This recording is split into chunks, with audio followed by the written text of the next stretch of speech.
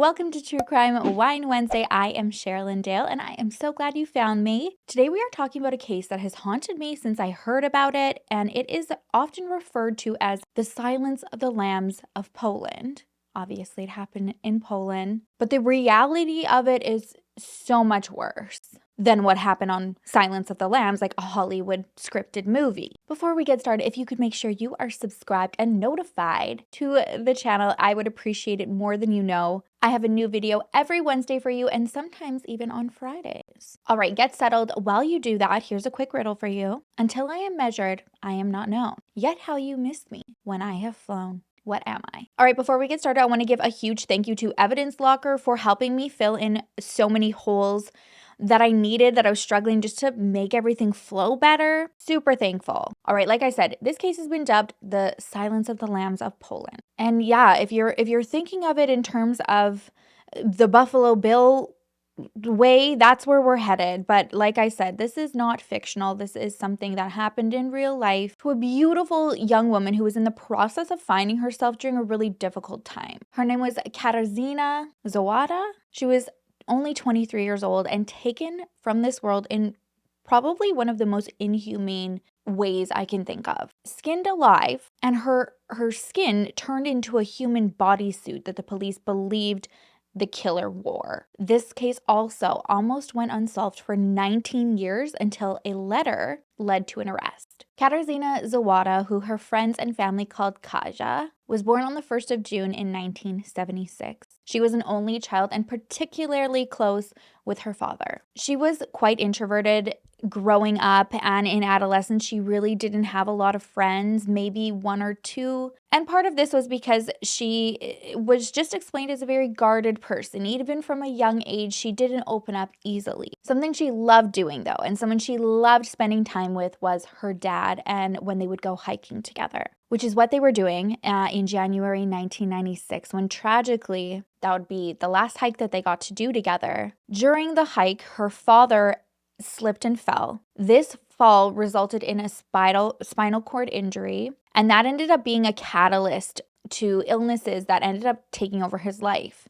I don't know if you've ever experienced something like that, but it can happen that way, where you have somebody who's seemingly perfectly healthy and they suffer a pretty traumatic injury, and from there they just get sicker and sicker and don't ever get a chance to get better, and their health declines. And that's exactly what happened with Kaja's father. Losing her father tore her apart, but since she was with him when he experienced this initial fall that was kind of like the domino effect to everything declining, she blamed herself because they were together doing something that she loved to do. Having this guilt and this blame that she would place on herself, it caused her to fall into a pretty deep depression. Despite those struggles, though, she really was trying to work towards her future. She had initially enrolled in psychology in university. The plan was to follow in her mom's footsteps, who was a child psychologist. After about a term, though, she decided this isn't my path. So she instead enrolled in history and then eventually went into religious studies. For enjoyment, Kaja was happy being involved in anything like science fiction, whether it was reading a book, watching a movie. She often spent a lot of time alone, just getting lost in those types of stories. She also thoroughly loved music, and the band Grateful Dead is said to be one of her favorites. She's explained as being that woman who was walking through fairs or bookstores or record stores, just browsing for music for hours. Reading about that, I was like, oh my gosh, I miss that. HMV, like so excited to go and get a CD on its release. She's also said to really appreciate the hippie lifestyle. She was very much like who you would imagine when you think 90s hippie vibe. I also think of like Drew Barrymore with her little flowers. Now, even though she was really trying hard to just focus on staying on a path, overcoming her struggles, beating her depression by just throwing herself into education and hobbies, it was coming to a point where it was unmanageable. And it got to the point where her mom, who was a child psychologist and trained to pick up on these things, insisted that it was time that she go to therapy. Kaja was open to it. There was never a point where she resisted or pushed back, and she was even accepting to have her mom meet her at the appointments to make sure that she went, make sure everything was okay, and sit in the waiting room while Kaja had her appointment and then would meet with her mom after. Her mom said she was really reliable. She was also determined to get better. She was never late for a session and she would never miss a session. So that's why on November 12th, 1998, when she didn't show up for her 6 p.m. appointment, her mom immediately was worried that something was wrong. At first, she's just going to, I hope this just slipped her mind. So she goes home, sees if she's there. She wasn't. And I have to remember this time is the 90s, not many portable phones or even beepers at this time. And in Europe, they were also experiencing that occult, horror, satanic panic stage. So her mother's first instinct was that she had run off to join a cult. So she ends up calling this monastery. And I guess it was known for a place who would bring people in from cults. She wasn't there though. And then their immediate recommendation was to call the police because she wasn't even on their radar as being somebody who, might need direction to come back home. So she called the police, but because Kaja was 23, they weren't too concerned. They just told her, she's probably doing her own thing and she's going to come back home soon. Her mother's instinct is like, nope, there is something wrong. So immediately she hires a private detective to help her. And in those early days, the assumption was that she had taken her own life because of the depression, because it became too much. So their focus was on finding a body. Where would she have gone to do this? The only lead really that they got was from an anonymous male caller who called Kaja's mother, Marta, twice. And he asked to meet her at the market square, thinking it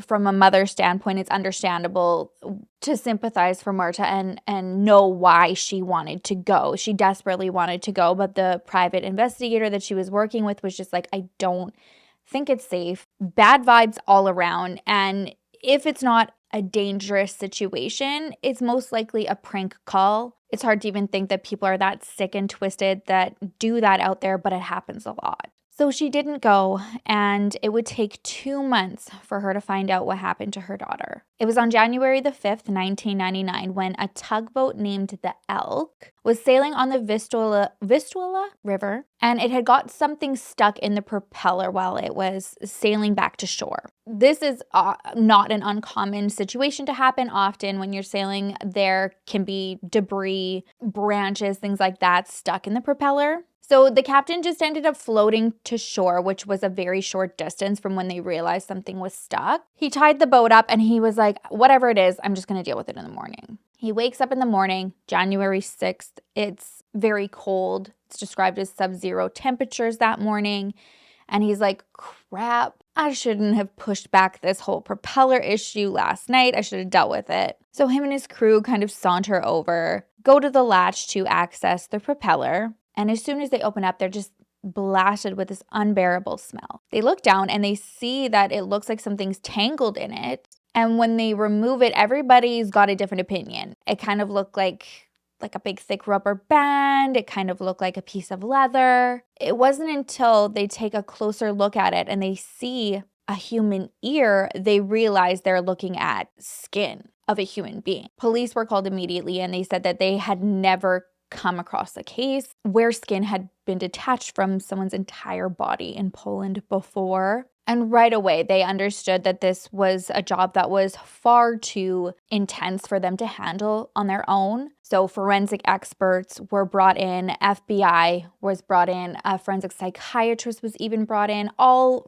from all over Europe, which I absolutely commend. We definitely need more officials just checking their ego at the door and putting victims first and just solving the crime. This being the mid-90s, everyone is really hopeful because this is where, the newest technology is starting to be used, DNA. And it was the first time in Polish history that they were able to use DNA to establish the identity of their victim. And they were able to figure out that it was Katarzyna. It would take several days, not until the 14th of January, for more of her remains to be discovered. Divers were able to retrieve her right leg, a piece of her buttocks and some clothing of hers. The rest of her remains, though, including her head and her other limbs, were never recovered. And hearing about her mother, Marta, being notified was so heartbreaking. She was given summons by the prosecutor that said she needed to come in for an interview about a murder that was particularly cruel. When she arrives, they tell her what they've found and what they suspect happened to her daughter. And her recounting that moment, her words were that she was paralyzed. She said the pain was so intense that she truly thought that she was going to lose her mind and go crazy.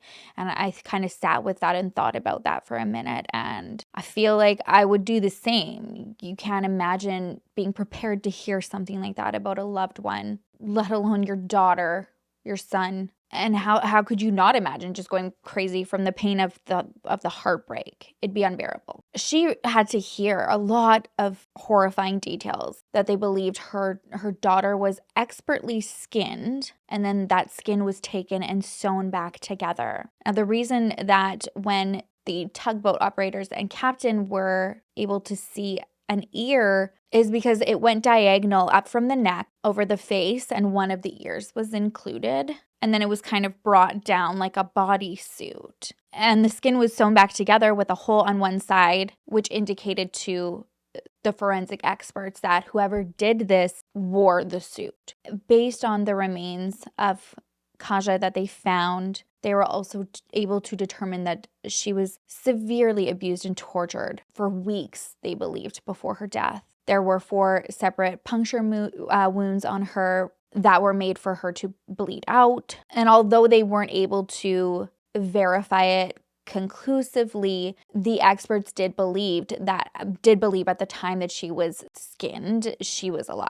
Oh my gosh, just trying to process that. Like, that would have been a long, torturous task. The pain would have been unimaginable. And these experts believe that whoever did this took a significant amount of time, because that whole process of removing and constructing their bodysuit was where the pleasure in all of this was. Climbing into the skin was a fantasy that was being fulfilled. This obviously being why there was that correlation between Silence of the Lambs and the case. And that movie had come out 7 years before this had happened to Kaja. So there's instantly this fear that, okay, now there's this type of monster out here and we're going to get all these repeat movie offenders. Not to mention the victim in the film, her name was Kate, which I guess is the English version apparently of Kaja. I really hope I'm not completely butchering the name. It's just so unsettling, so eerie. It just makes like the hair on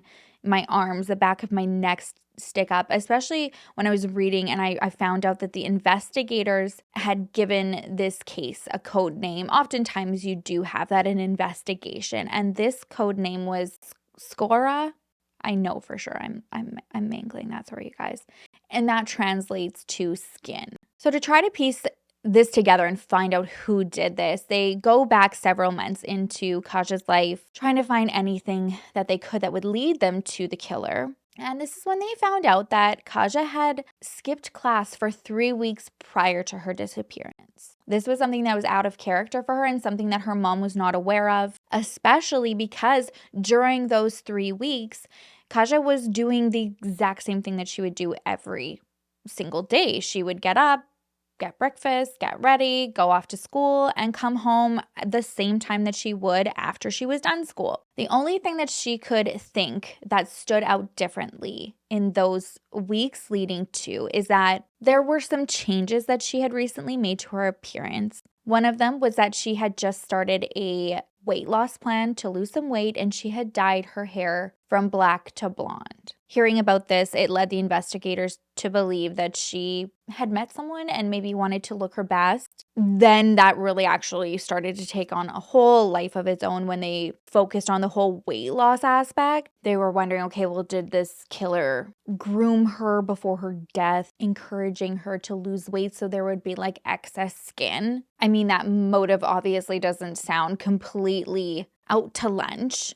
And regardless of what the motive was or why she was doing that to herself, the police felt that there was definitely somebody new in her life who was able to have some influence on her and who must have spent a significant amount of time with her leading up to her disappearance because, like I said, she was a very naturally guarded person, which also made things a little bit harder to prove that because since she was so secretive, it was impossible to find any evidence of somebody new in her life because she hadn't told anybody about a certain someone. The only thing that was able to be confirmed was that Kaja was last seen walking around Market Square, which she often did in Krakow's Old Town. Investigators were able to establish that she had gone to a movie. She perused through the record store that she liked to go to and also the bookstore close by. Unfortunately, no one was able to provide evidence that she was with anybody during any of those stops and visits, which led to a lot of frustration during the investigation because everyone working on the case was feeling that due to the nature of this crime and it seeming like there was this, fetish fantasy aspect to it, they were worried that whoever did this was going to do it again because they were able to get away with it so far. If this was a first time, they were thinking maybe this person wanted to go back out there and have a do-over, adjust things if they needed to. So they started to narrow down their suspect pool into a profile that was put together by a professional forensic profiler. And they believed that Kaja's killer was a male, somebody in his 20s or 30s. He was a obvious sadistic psychopath, had a narcissistic personality, and an above average intelligence. Their belief was that he was most likely a surgeon or possibly a butcher. His profession even expanded to maybe a veterinarian or even a tailor. And this was somebody who liked to go hunting and fishing. They believed that whoever was responsible also probably stalked Kaja before choosing her. And it wouldn't have been based on her looks or anything like that, but on her stature, wanting to make sure that her skin would fit him. In this case, it was probably someone who is around 5'6", which is what Kaja was. Since this individual would have been stalking and following her, they also would have been able to gain some insight into her likes and hobbies and interests. And since she was like a creature of habit and quite introverted, that was pretty easy, figuring out that she liked music stores, bookstores, movies, etc. Now, even though this was a crime that they believed was sexual in nature, that didn't mean that it was one where the end goal was intercourse. They called this crime an equivalent murder, where, the intercourse aspect of a crime like that, or I would rather say rape because that's what it is replaced by the torture and murder aspect. It's the pain and like that whole process that provides the satisfaction. Their next lead in Kaja's case came 5 months after she was discovered, and an elderly man called in and told the police that there was a body in his basement, and he believed his grandson was responsible for it being there. So police show up full force. The elderly man brings them downstairs, and as they approach this body, they're informed that this is actually the caller's 50-year-old son. He had been beheaded.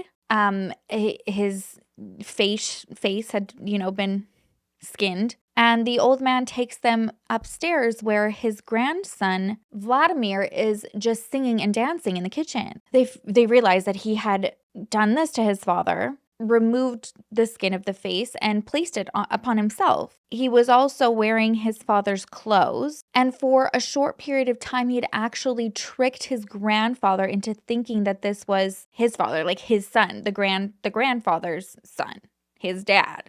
That's a lot of dads, grandfathers going around. Hopefully you know what I mean. Since this poor grandpa had bad eyesight, he couldn't really see what's going on. So he's just kind of like making it out based on like facial features and like typical clothing that his son would wear. And then it wasn't until he went down to the basement that he realized, oh my gosh, like what the heck did my grandson do here?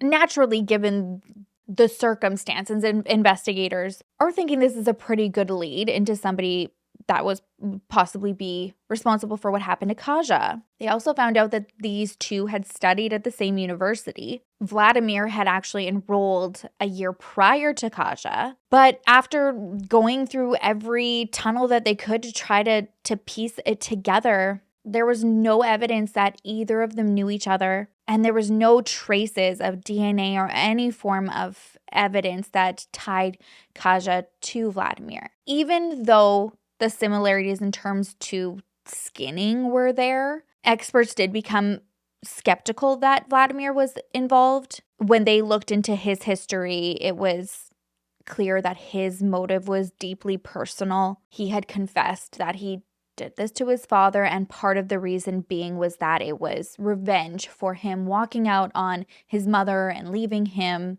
And he just had this like deep-rooted, seething passion for revenge on his dad. So he was found guilty for his father's murder and given a life sentence. But Kaja's case was still open the following year in 2000. Fun times, DNA is still continuing to develop. We just like sideswiped, dodged the whole Y2K bullet, really feeling confident about technology and where things are going for the future. So they re-examined Kaja's remains, and on her skin, they found DNA that belonged to another person. Super promising, except unfortunately, they couldn't find who the match was within the pool of suspects that they had. And from this point, the case went cold for quite some time. They got so desperate that even psychics were brought in and brought to the archive office to go through evidence. It wasn't until 13 years after Kaja was discovered, or her remains were discovered. It's 2012. Her case is reopened again. They want to take another look at what they have, again, using the latest technology. This time they used a 3D body scan, and it was there that they were able to become more confident in their report of the extent of the injuries that she sustained, both external and internal, since they didn't have, all of her remains. They were also able to find vegetation fragments. This was left on her skin. And these were fragments that were not found in the Vistula River where she was. Leaning deeper into this, they find out that this type of plant was only found in very limited areas of the Krakow region. Krakow? I want to learn. I feel like I just need to learn like 7,000 languages. All the languages. I'm sure there's way more than 7,000. I need to learn all the languages so that I can just pronounce things better. Having this piece of evidence, they felt like this was going to be kind of what sealed the deal. But it was another 5 years until they were really able to focus on their suspect. It all started in 2017 when a woman came forward and she told the police about her car mechanic being a little bit of a shifty character. There wasn't things that stood out in terms of her feeling unsafe, just that he was odd, and the details that he would just randomly share with her without any context behind it just made her question. He just would randomly talk about being in the military and some of the things that he did, and that he also worked in a morgue. And he'd also sprinkle in like what she felt was some obsession with Kaja. He just would find ways to bring up her murder, and even told her that he had visited her grave several times. So that really creeped her out, thus leading her to call and report this mechanic of hers, who turned out to be a 52-year-old man named Robert Janzesky. It's painful. I know what you're thinking. Digging into his past, I guess he was known by multiple people as the local oddball, an oddball that happened to also live near the river that Kaja's body was found. Investigators looked into his background to see if things kind of lined up with the theory of the suspect that they had put together. They found out that Robert had a pretty rough childhood. After he was born, his parents had given him to his aunt to raise. His aunt then passed away when he was only 2 years old, so then he was shuffled to his paternal grandparents' house. And here he was allegedly severely abused by his grandfather. Robert lived in this home for about 9 years until he was 11 years old. And then at this point in his life, he moved to live with his parents. And this is the first time that he's living with them. So that in itself is probably also a difficult dynamic. His father is said to be a poet, very artsy, kind of always in his head, spacey, cloudy, because he's wanting to create material, and that's like his primary focus as opposed to being able to, compartmentalize and be on dad mode, family mode. So that kind of left the only attention that he could receive on his mom, and his mom is said to be a very cold woman who had no affection. She was hardworking and worked hard for her family, but she was very strict. She also is somebody who suffered from excruciating migraines, so oftentimes the house was pitch black and meant to be very quiet. At school, he's remembered as a troublemaker who didn't really have a lot of friends. Basically, he was remembered for pulling off pranks. One student said that every day he had pulled off a screw from the paneling that was on the wall in the hallway. And he did this until he removed the very last screw, and then this whole thing just collapsed and fell down. And then at a really young age, he was kind of left to fend for himself. His father had had an affair and gone off with this other woman and had another child and was kind of living like his own new life over there.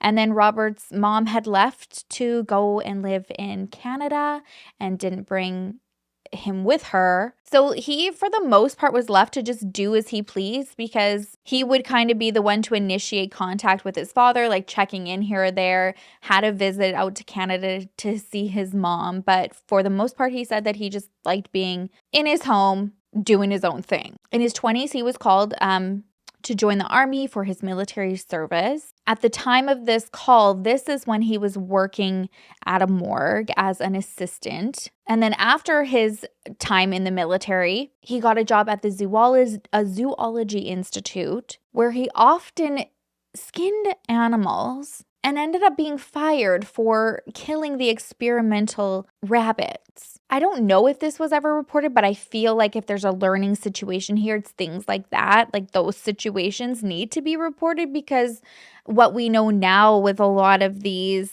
more troubled cases, it's kind of where this all starts, right? Now, as early as 2000, he actually was on the radar for being linked to Kaja's murder. But at the time, there was just really no evidence. It was just, again, behavior that people found odd. He was known as somebody who would stalk females in the neighborhood. He sometimes was seen wearing females' clothing while out in the neighborhood, like peeping in their windows. At one point, they did search his apartment, and actually his mom was visiting from Canada at the time, and so she was able to see all of this go down.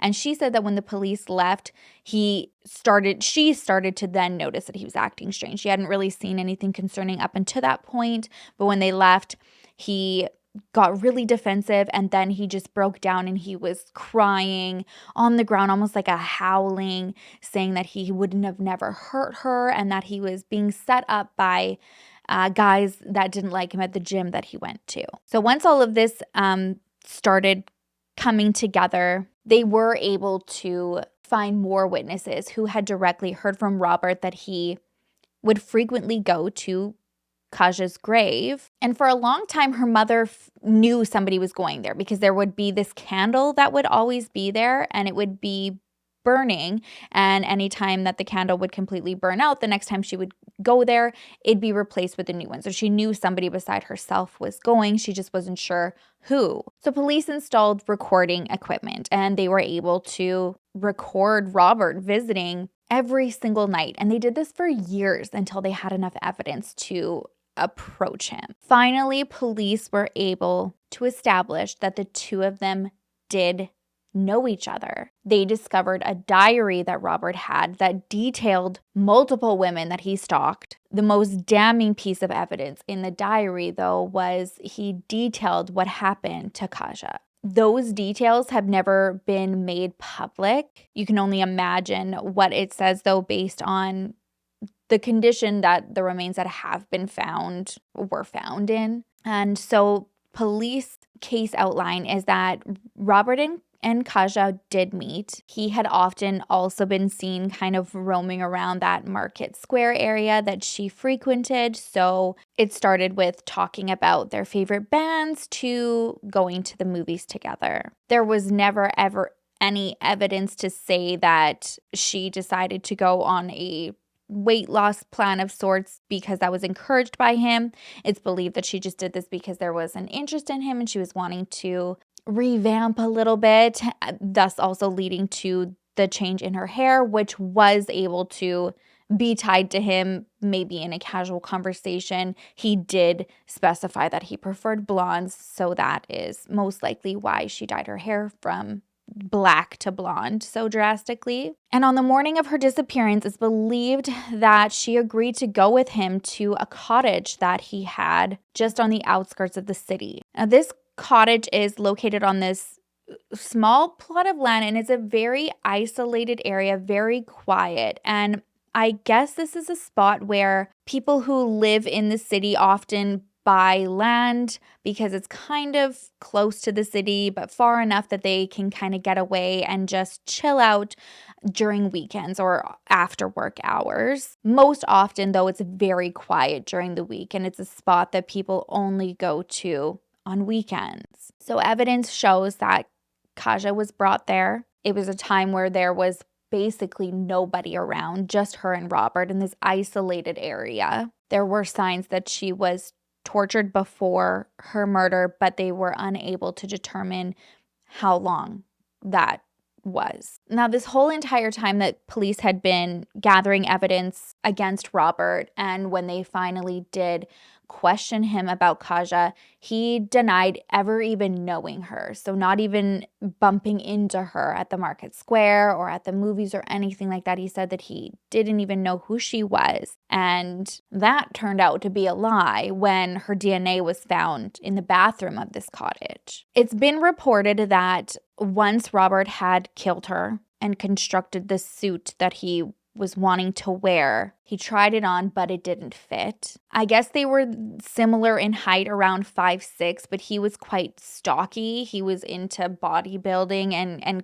Kaja certainly was not. So it didn't fit, leading him to dispose of it in the river. And I mean, that really makes you want to think, it's like, why? Why? That's so sensitive. I mean, the whole thing is just wacky to begin with. But to think about that, like, what was your plan? Like, what's the end goal? How long did you think that you were going to be able to sport around this suit before it started to decay? You know, like, what was the plan here? So senseless just to be able to just like put it on. Like, what how do you even get there? I can't make it make sense. So he was arrested in October 2017. But since then, I guess he hasn't actually been formally charged. Everything on the case is sealed. Last year, when his defense attorney was questioned about the case, he said that he was unable to comment because it's still pending for trial, which is very interesting because the laws are very different. Obviously, I guess everywhere you go, and this just kind of reminds you of that because usually you need certain evidence and you have to present a case like within a short amount of time, or else you have to let the person go. And I mean, if he's been in there since 2017 and the trial is still pending, I mean, that's a long time, which I can imagine is just super frustrating for her mom. There might be some form of hope of having somebody behind bars who seems to have some pretty strong evidence in terms like of a diary outlining what happened and then the DNA. But I think until you officially get that closure with a verdict, there's that part of you that can't, move on to the next step of healing. I will keep my eyes out on it for you guys though, and I'll let you know when or if trial is going to start, if there's a verdict, if there's a plea deal. It sounds like things are super different. So maybe if anybody's from Poland and is able to help us out and understand, that would be so great. In the meantime, that is it for me today. If you haven't already, please don't forget to like and subscribe. It means the world to me. I love and I appreciate you so much. You guys, I almost forgot to give you the answer to the riddle again. All right, the answer is, until I am measured, I am not known. Yet how you miss me when I have flown. What am I? And the answer is time. Doesn't that just kind of make you sad? Kind of made me sad. All right, I'll see you in the next video. I'll miss you terribly. Until then, make sure to love each other, love yourself, and I will see you soon. Bye.